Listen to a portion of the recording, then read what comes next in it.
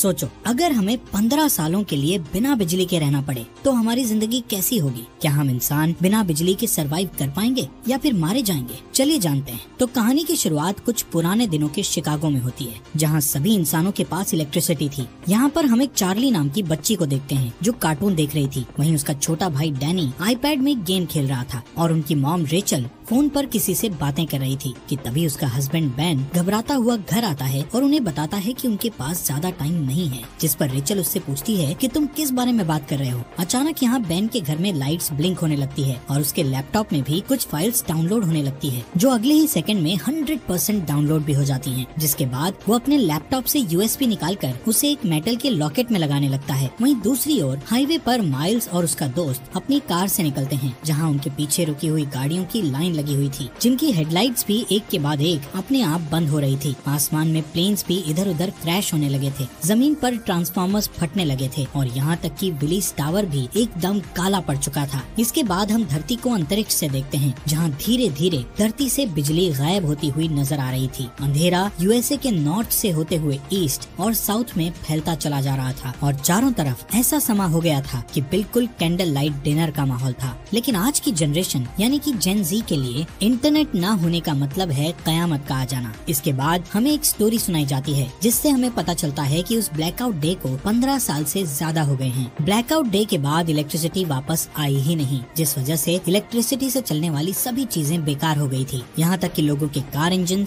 Jet turbines और जरा सी batteries भी बिल्कुल खराब हो गई थी। इन सब चीजों की वजह से बड़े पैमाने पर सभी के हालात बहुत खराब हुए। बीमारी बढ़ी लेकिन दवाइयाँ नहीं मिली। आग लगी लेकिन आग बुझाने वाली गाड़ियाँ नहीं थी। फैक्ट्रीज थी लेकिन वहाँ खाने के लिए कुछ नहीं था और सभी लोग हाथ से काम कर रहे थे। जिसके बाद जल्द ही सरकारें गिरने लगी और मिलिटियास बढ़ने लगी थी। ब्लैकआउट के बाद यूनाइटेड स्टेट्स 6 भागों में बंट चुका था, जो कि the Monroe Republic, the Georgia Federation, the Plains Nation, Texas, the California Commonwealth और बाकी बंजर जमीन थी। इन सभी शहरों के ऐसे हालात को देखकर ज्यादातर लोग यहाँ से कहीं और शिफ्ट हो चुके थे, जिनमें से एक बैन और उसकी फैमिली भी थी, क्योंकि वो वहाँ के विलेज एरिया में रहने लगे थे, जो कि द मोनरो रिपब्लिक एक पीसफुल कॉलोनी थी, जहाँ कुछ 100 लोग जाकर बस गए थे। यहाँ हमें पता चलता है कि बेन की वाइफ का कुछ साल पहले ही देहांत हो गया था और अब वो एक ब्रिटिश मेडिकल डॉक्टर मैगी को डेट कर रहा था। उसके बच्चे डैनी और चार्ली भी अब बड़े हो चुके हैं, लेकिन डैनी को अकेले रहना ज्यादा पसंद है, क्योंकि वो अस्थमा की बीमारी से गुजर रहा है। ऐसे ही एक दिन चार्ली अपने भाई के साथ जंगल में जाती है, जहाँ उन्हें एक एबेंडन वैन दिखती है। चार्ली उसके अंदर जाती है और वहाँ उसे एक मिनी फ्रिज मिलता है, जिसे देखकर उसे अपने बचपन की याद आने लगती है, जब ब्लैकआउट डे के बाद उसके मॉम डैड ने उसे वो पिघली हुई आइसक्रीम दी थी, क्योंकि वो उस वक्त की आखिरी आइसक्रीम थी। एक दिन जब चार्ली हर दिन की तरह जंगल में एक चक्कर लगाने जाती है, तब मोनरो मिलिटिया, जो कि मोनरो रिपब्लिक की मिलिट्री फोर्स है, वो कॉलोनी के अंदर आते ही धावा बोल देती है। मिलिटिया की कलाई पर एक टैटू गुदा हुआ था, जो कि मोनरो रिपब्लिक के मेंबर्स का सिंबल था, जिससे उन्हें पहचाना जा सकता था। अब क्योंकि ये मोनरो रिपब्लिक के सेटलमेंट का समय है, इसलिए वहाँ रहने वाले सभी लोगों को टैक्स के रूप में अपनी फसलें देना उनकी जिम्मेदारी है। हालांकि बेन जानता है कि ये टैक्स से कहीं ज्यादा है। बेन को लगता है कि उनके साथ कुछ बुरा होने वाला है, इसलिए वो अपने सबसे अच्छे दोस्त आरोन के पास जाता है और उसे वो लॉकेट दे देता है, जिसमें बेन ने मूवी के शुरू में वो यूएसबी लगाया था। बेन आरोन से कहता है कि चाहे कुछ भी हो जाए, तुम्हें इस लॉकेट को कुछ नहीं होने देना। तभी उस मिलिटिया ग्रुप का कैप्टन मेजर टॉम नेवेल वहाँ आ जाता है और बेन को अपने साथ चलने के लिए कहता है। वो उससे उसके भाई माइल्स के बारे में पूछता है, जिस पर बेन कहता है कि वो माइल्स से पिछले 15 सालों से नहीं मिला है। वहाँ मौजूद सभी लोग डर के मारे देखते हैं कि मिलिटिया ग्रुप अपने कदम वापस लेने लगता है कि अचानक वहाँ डैनी आकर उनकी ओर क्रॉसबो पॉइंट करता हुआ अपने डैड को ना ले जाने की धमकी देता है। बेन उसे शांत करने की कोशिश करता है, लेकिन इससे कोई फायदा नहीं होता और गलती से डैनी उन पर गोली चला देता है, जिससे वहाँ मौजूद एक दुश्मन मारा जाता है। ये देखकर एकदम से सभी लोग मिलिटिया पर हमला करना शुरू कर देते हैं, लेकिन इस लड़ाई में उनका कोई मुकाबला नहीं होता और कई लोग मिलिटिया द्वारा मारे जाते हैं, जिसमें टॉम और बाकी लोगों को छोड़ दिया जाता है। लेकिन मिलिटिया ने डैनी को बंदी बना लिया था। कुछ देर बाद जब चार्ली वापस अपने घर आती है, तो यहाँ वो अपने डैड को खून में लथपथ पाती है, जहाँ वो अपनी आखिरी सांसें ले रहा था। वो उसे बताता है कि डैनी को मिलिटिया के लोग किडनैप करके ले गए हैं और अब उन लोगों की आखिरी उम्मीद सिर्फ माइल्स ही है, जो शिकागो में कहीं रह रहा है। चार्ली रोते हुए अपने डैड को बचाने की कोशिश करती है, लेकिन बेन मरने से पहले उसे अंकल माइल्स को ढूंढने के लिए कहता है, जिसके बाद उसकी मौत हो जाती है। अपने डैड के ऐसे मरने से चार्ली पूरी तरह टूट चुकी थी, लेकिन उसके पास शोक मनाने तक का टाइम नहीं था। वो अपना सामान पैक करती है और अकेले बाहर निकलने के लिए तैयार हो जाती है, लेकिन मैगी और आरोन उसे अकेले अकेले नहीं जाने देते, जिसके बाद वो खुद उसके साथ जाने को तैयार हो जाते हैं, जो चार्ली को बिल्कुल पसंद नहीं आता। इसके बाद तीनों खतरनाक रास्तों से होते हुए पूरे दिन सफर करते हैं, जिससे तीनों के बीच बॉन्ड और भी ज्यादा मजबूत हो जाता है। अगले दिन चार्ली जब पानी लेने के लिए झरने के पास जाती है तो उसे एक नेट नाम का लड़का दिखता है, जिसे देखकर वो वहीं रुक जाती है। अब क्योंकि पूरी दुनिया ब्लैकआउट में चली गई थी, इसलिए तब के बाद से हर इंसान को पहली बार में देखकर खतरा ही समझा जाने लगा था। यहाँ तक कि चार्ली जैसी लड़की के लिए बहुत सी चीजें दिमाग में होती हैं, लेकिन खुशकिस्मती से नेट सिर्फ उससे उसका नाम पूछता है और उसे जाने देता है। उस रात चार्ली और उसके दोस्तों को एक टूटा फूटा प्लेन मिलता है, जिसमें वो रात गुजारने की सोचते हैं, लेकिन बदकिस्मती से ये स्कैवेंजर्स ग्रुप का ठिकाना था, जहाँ उन लोगों को देखकर चोर यहाँ आते हैं और चाकू की नोक पर उनमें से एक चार्ली को उनसे दूर ले जाता है। मैगी को यहाँ कुछ खतरा महसूस होता है कि तभी वो अपने तेज दिमाग का इस्तेमाल करके उन चोरों को विस्की पिला देती है, जिसके ठीक बाद वो लोग उल्टी करते हैं और मर जाते हैं। वहीं दूसरी ओर आखिरी चोर चार्ली को मारने की कोशिश करता है कि तभी अचानक वहाँ नेट आ जाता है और उसे बचा लेता है। अगली सुबह नेट उन तीनों के साथ जाता है, क्योंकि यहाँ पता चलता है कि वो भी उनके साथ शिकागो जा रहा है। मैगी उसे अपनी टीम में देखकर कंफ्यूज हो जाती है, क्योंकि नेट उसके लिए बिल्कुल अनजान था। इसलिए वो चार्ली को वार्निंग देती है कि उसे ऐसे ही किसी पर भरोसा नहीं करना चाहिए, लेकिन कुछ देर बाद उसे याद आता है कि हर कोई बुरा नहीं है, इसलिए अब उसे नेट से कोई परेशानी नहीं थी। अगले सीन में जब मेजर टॉम और उसकी आर्मी आराम कर रही थी तो डैनी इस बात का फायदा उठाकर वहाँ से भागने की कोशिश करता है और हथकड़ियों का ताला खोलकर भाग जाता है, लेकिन कुछ दूर और भागने के बाद उसे अस्थमा का दौरा पड़ता है और वो वहीं एक घर के पास गिरकर बेहोश हो जाता है। कुछ घंटों बाद जब उसकी आंख खुलती है तो वो अपने सामने एक लड़की को उस पर बंदूक ताने देखता है। वो लड़की अपना नाम ग्रेस बताते हुए उससे पूछती है कि वो कहाँ से आया है, जिस पर डैनी बताता है कि कुछ लोगों ने उसे किडनैप कर लिया था, जिनसे बचता हुआ वो यहाँ आया है। ये सुनकर वो लड़की बंदूक नीचे करती है, जिसके बाद वो उसे अस्थमा पंप देती है और बताती है कि ये उसके मरे हुए बेटे का है। इसके बाद हम उन चारों के ग्रुप को देखते हैं जो फाइनली शिकागो पहुँचते हैं, जो कि मोन्ट्रो रिपब्लिक में ही है। यहाँ देखने लायक बात है कि रिगली फील्ड पूरी तरह से आईवी प्लांट से कवर्ड है, सड़कें मछुआरों से भरी हुई है और फोक्सवैगन बीटल जैसी गाड़ियों को घोड़े की बग्गी में बदल दिया गया है। बेन की बताई जानकारी के बाद वो सभी एक होटल में पहुँचते हैं। बारटेंडर से माइल्स के बारे में पूछते हैं। पहले तो वो बारटेंडर माइल्स नाम के किसी इंसान को जानने से मना कर देता है,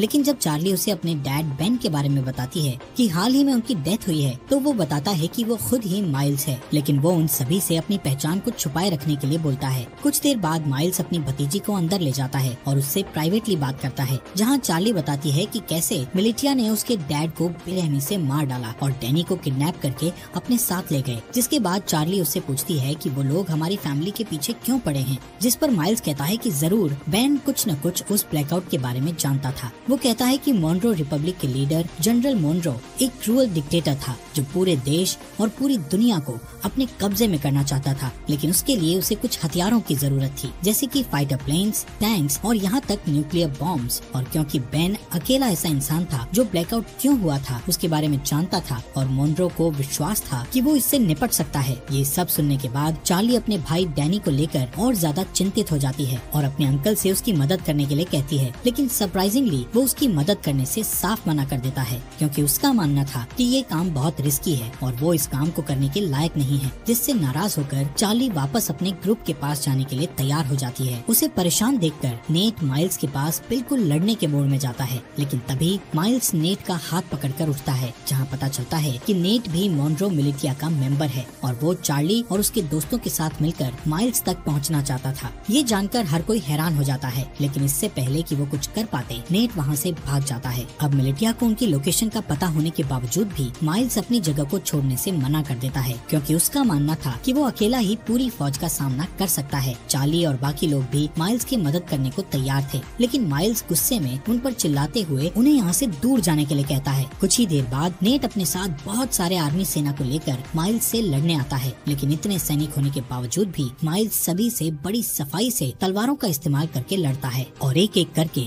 सबको मार देता है। जिसके बाद वहाँ चार्ली और उसके दोस्त वापस आ जाते हैं और माइल्स के साथ लड़ाई में शामिल हो जाते हैं। इसी बीच मिलिटिया का एक आदमी चार्ली को जान से मारने की कोशिश करता है, लेकिन अचानक से तभी नेट आकर उस आदमी को मार गिराता है। थोड़ी ही देर बाद माइल्स मिलिटिया के कैप्टन को जान से मारकर लड़ाई खत्म करता है, जिसके बाद वो चार्ली और बाकी लोगों के साथ डैनी को ढूंढने के लिए निकल जाता है, जो सुनकर सभी काफी खुश होते हैं। कुछ देर बाद माइल्स को अचानक से उस ब्लैकआउट डे का एक फ्लैशबैक याद आता है और यहाँ से सीन फ्लैशबैक में जाता है, जहाँ सारी दुनिया में अचानक अचानक अंधेरा छा जाने के बाद वो अपने दोस्त के साथ कार से बाहर निकलता है और अपने दोस्त के साथ मरीन कॉर्प्स बेस में जाता है, जहाँ हमें पता चलता है कि ये दोनों मरीन पुलिस हैं। यहाँ अंदर जाने के लिए उन्हें अपने हाथ पर बना वो एम नाम का टैटू दिखता है, जिससे पता चलता है कि माइल्स का दोस्त, जिसका नाम सेबेस्टियन मॉनरो है और वो इस समय मॉनरो रिपब्लिक का लीडर भी है। वहीं दूसरी ओर मेजर टॉम और उसके आदमी डैनी के फुटप्रिंट्स का पीछा करते हुए ग्रेस के घर तक पहुँचते हैं। डरी हुई ग्रेस डैनी को बचाने की कोशिश करती है, लेकिन जैसे ही टॉम उसे जान से मारने की धमकी देता है तभी वो पीछे हटती है और टॉम उसके घर में घुसकर डैनी को पकड़ लेता है। उनके जाने के बाद ग्रेस चुपके से बेसमेंट में जाती है और एक लॉकेट निकालती है जो बिल्कुल आरॉन के लॉकेट जैसा था। जैसे ही वो उसे दबाती है तो अचानक से कमरे में बल्ब चालू हो जाता है। इसके बाद ग्रेस उस लॉकेट को कंप्यूटर में लगाती है और किसी से चैट करना शुरू कर देती है।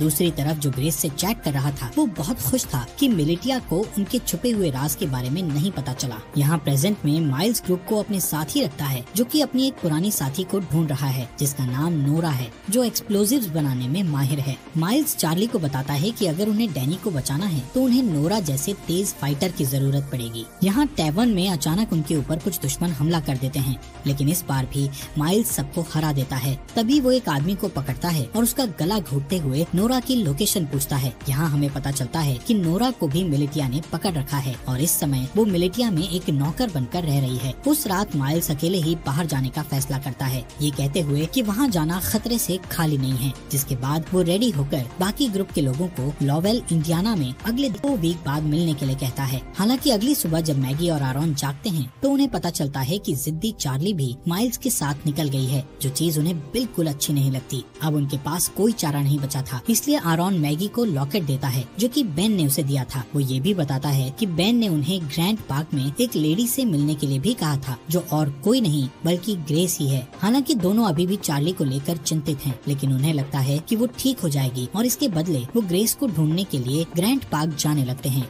ये दोनों ग्रेस को ढूंढने निकल जाते हैं, जहाँ इन्हें लगता है कि ग्रेस ही वो की हो सकती है जिससे अर्थ पर इलेक्ट्रिसिटी को वापस लाया जा सकता है। वहीं दूसरी ओर जब मेजर टॉम अपनी सेना को लीड करते हुए अपने अड्डे की ओर जा रहे थे कि तभी अचानक एक गोली चलने की आवाज सुनाई देती है, जो सुनते ही वो लोग अपना रास्ता बदलकर उस गन शॉट की आवाज का पीछा करते हैं, जिसका पीछा करते करते वो लोग एक छोटे से घर तक पहुंचते हैं, जहां इन्हें पता चलता है कि इस मॉनरो रिपब्लिक में आम इंसान अपने पर्सनल बंदूकें और गोला बारूद नहीं रख सकते। इसी वजह से सभी लोग क्रॉसबोज और दूसरे हथियारों का इस्तेमाल करते हैं। इसी के चलते मेजर टॉम उस घर के मालिक को धमकी देता है कि वो अपने घर के सभी हथियारों को उन्हें दे दे। उस आदमी को लगता है कि वो हथियार देने के बाद भी मारा जाएगा, इसलिए वो अपने घर से एक बंदूक निकालकर बाहर खड़े एक आदमी को गोली मार देता है कि तभी मेजर टॉम उस आदमी को गोली मारकर उड़ा देता है। इन सब चीजों के बाद हम वहीं डरे हुए डैनी को देखते हैं। अगले सीन में मिलिटिया के अड्डे पर हमें फॉर्मली जनरल मॉनरो से मिलवाया जाता है, जिसका हाथ इन सभी बुरी चीजों में है।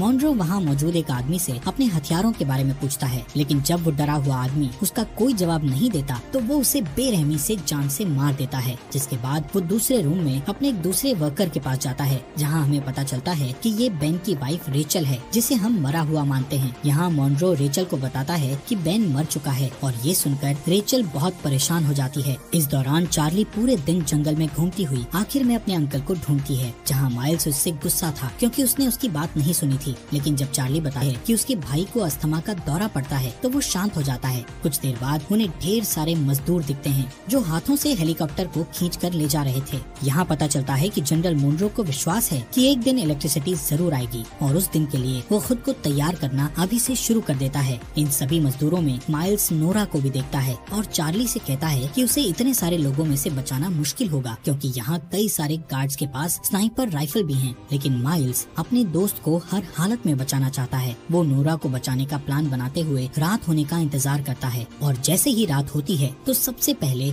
चार्ली डिस्ट्रैक्शन पैदा करती है और वहाँ मौजूद गार्ड्स को भगा देती है। फिर वो वहाँ गार्ड्स के पीछे छुप जाता है और आखिर में नोरा को बचाकर अपने साथ ले जाता है। लेकिन इस बात से नोरा नाराज हो जाती है क्योंकि वो खुद जानबूझकर कैदी बनी हुई थी, क्योंकि उसे उनकी राइफल चुरानी थी। उन स्नाइपर्स के पास ऐसे हथियार हैं जो आम तौर पर मिलना मुश्किल हैं। कुछ देर बाद माइल्स नोरा से कहता है कि उसे अपनी भतीजी को बचाने के लिए उसकी मदद चाहिए, जिसके लिए वो तुरंत मान जाती है, लेकिन इसके बदले वो उससे स्नाइपर से राइफल चुराने में मदद मांगती है। माइल्स को ये मुश्किल लगता है, लेकिन इस समय उसके पास नोरा की बात मानने के अलावा कोई चारा नहीं था। थोड़ी देर बाद वो तीनों पास की एक झोपड़ी में जाते हैं, जहाँ वो तीनों डैनी को बचाने की प्लानिंग करते हैं। बारूद का यूज करके नोरा एक टेम्पररी हथियार बनाती है, जिसका इस्तेमाल वो उन स्नाइपर्स वाले गार्ड को मारने के लिए करेंगे। लेकिन एक दिक्कत ये है कि इस हथियार का असर सिर्फ कुछ मीटर्स तक ही रहेगा, जिसका मतलब हुआ कि उनमें से किसी एक को गार्ड के पास जाकर उन्हें गोली मारनी होगी। वो लोग प्लान करते हैं कि माइल्स और नोरा आसानी से उनकी पकड़ में आ जाएंगे, लेकिन चार्ली उनका आखिरी ऑप्शन होगा।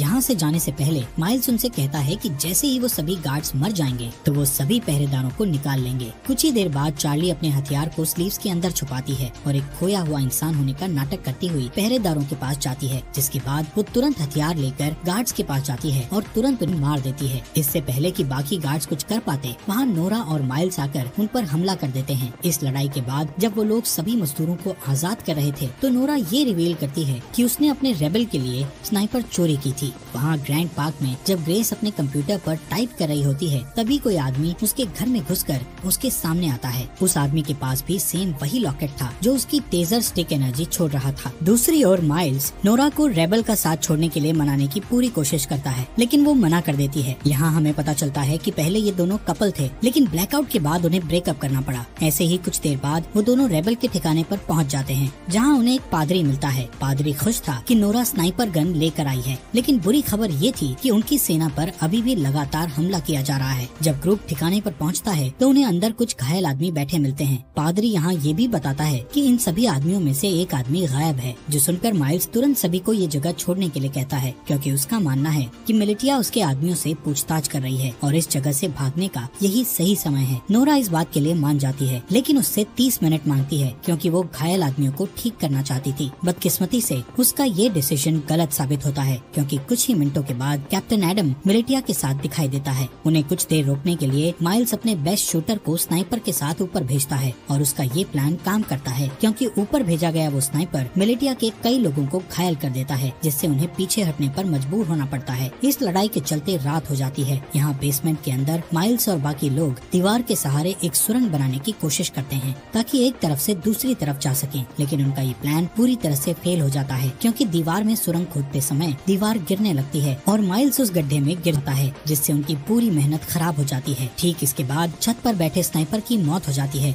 जिसके बाद कैप्टन एडम और उसके लोग बेसमेंट में घुस जाते हैं। लेकिन माइल्स, जो बहुत बढ़िया तलवारबाज है, वो कुछ आदमियों को नीचे गिराता है और एडम को बंदी बना लेता है। फिर वो उसे दूसरे रूम में बंद कर देता है और यहाँ से भागने के तरीके सोचने लगता है। यहाँ हैरानी की बात ये होती है कि एडम माइल्स को पहचान लेता है, जिससे कमरे में मौजूद सभी लोग हैरान रह जाते हैं। ये देखकर चार्ली उनसे पूछती है, तुम एक दूसरे को कैसे जानते हो? यहाँ कहानी एक अलग मोड़ लेती है, जहाँ एडम ये रिवील करता है कि पहले माइल्स जनरल मुनरो का राइट हैंड था। यहाँ तक कि माइल्स वो इंसान है जिसने मिलिटिया को लड़ना सिखाकर इतना खतरनाक बनाया है। लेकिन इतना रिवील होने के बावजूद भी माइल्स उन्हें मारने पर अपना फोकस रखता है। माइल्स उनके सामने एक डील रखता है, जिसमें वो खुद को मुनरो मिलिटिया के सामने सरेंडर करेगा, लेकिन उसके बदले में उसके ग्रुप के किसी भी इंसान को कोई नुकसान नहीं पहुँचाया जाएगा। किसी वजह से एडम ये डील एक्सेप्ट कर लेता है। हो सकता है उसे अपनी जान की परवाह हो इसलिए। खैर, इसके बाद जल्द ही माइल्स को मुनरो मिलिटिया ले जाया जाता है। यहाँ से सीन फ्लैशबैक में जाता है, जहाँ हम ब्लैकआउट के 2 वीक बाद का सीन देखते हैं, जब माइल्स अपने भाई को ढूंढने के लिए शिकागो आया था और उसका सबसे अच्छा दोस्त मुनरो भी उसके साथ था। वहीं रास्ते में उन्हें 2 आदमी मिलते हैं, जिनमें से एक आदमी दूसरे को बहुत बुरी तरह पीट रहा था। एक अच्छा इंसान होने के नाते माइल्स उनके पास जाता है और अपनी बंदूक निकालकर उनमें से एक को गोली मार देता है।